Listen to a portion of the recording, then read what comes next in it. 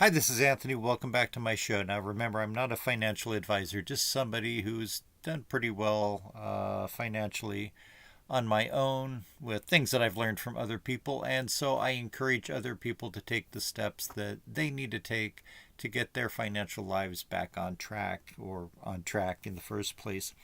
Now, these aren't all the things that you need to do, it's just some things that I came up today, some easy things, some nothing in your financial life is going to be easy, but you can make things easier by taking steps to avoid some of the harder mistakes that many people make. So these are not all of them, but some of the ones that you can start working on today. And I'll have a list of them in the show notes. So I'm not going to put them up on the screen. That would take too long for me to create slides that way. Number one, stop charging things on credit cards. It's good to have credit cards for emergencies when you absolutely need them, but stop buying things on credit cards. If you can't buy it with cash or what you have in your bank, then don't buy it unless it's an absolute emergency.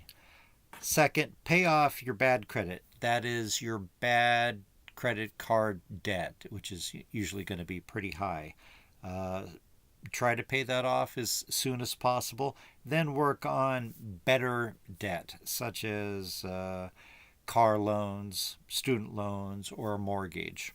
Hopefully you'll get to the end of your journey without any debt. Three, stop spending money on things you don't need. If you don't need junk food, if you don't need alcohol, if you don't need household junk things that look cute but you don't need them, then don't buy them. And if you have stuff around the house that you don't need that has some value, have a garage sale or sell them on eBay to raise some extra money.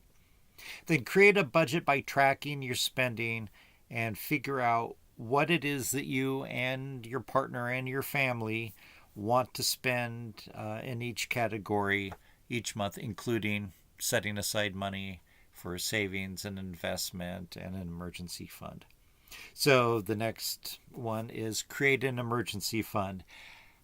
Now this, can be $1,000 to start out with. I know that that sounds like a lot of money, and for a lot of emergencies, $1,000 will barely cover car repairs. I had to replace my water heater a few years ago, and I called up, and it was going to be $1,300. Fortunately, my next door neighbor was a plumber, and he did it for $735. So emergencies will always come up through your life, so you're going to need to have some money set aside.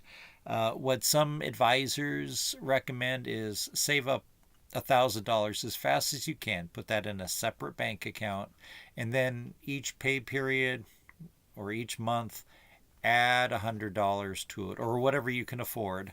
And ideally, people recommend that you have 3 to 6 months worth of your income saved up. So if you or your spouse or partner loses their job, or God forbid both of you lose your job in an economic downturn, you have some money to survive without having to resort to using credit cards. Okay. And then last one I'm going to mention today is start investing. If you have a 401k at work, or if you work for a nonprofit, I think it's 403b, put money into that, at least enough to get your employer's match.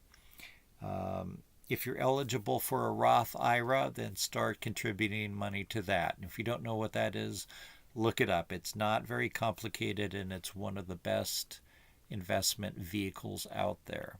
Now, it's not an investment. It's not like buying a stock. It's like a bucket that you put stocks or bonds or ETFs or things into, and this is post-tax money. So you've already paid money in taxes on the money that you're putting in, and that investment or whatever you have in that Roth will grow tax free. Now you have to leave it in for at least 5 years, and you can't take it out without penalty before you're 59 and a half. But this is money that is geared or meant towards being retirement money, not money to get out in 2 years to go to Disneyland. So, and also remember, if you don't understand something about an investment, don't spend money on it until you understand it.